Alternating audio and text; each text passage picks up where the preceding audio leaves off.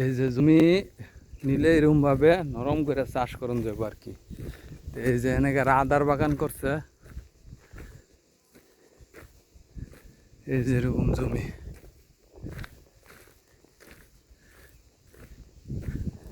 এই যে জমি চাষ করলে এইভাবে আদা আদা লাগাই দেওয়া যাবো।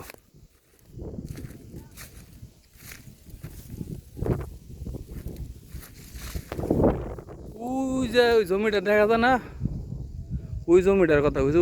ওই যে হলুদ হলুদ ঘাস জমে রয়েছে, ওই জমিটা দিতে যাইতেছে আমাদের। এখানে হলো 2.5 হেক্টর। ঠিক আছে, এরকম জমি বানান লাগবো আর কি, ট্রাক্টর দিয়ে চাষ দিয়া।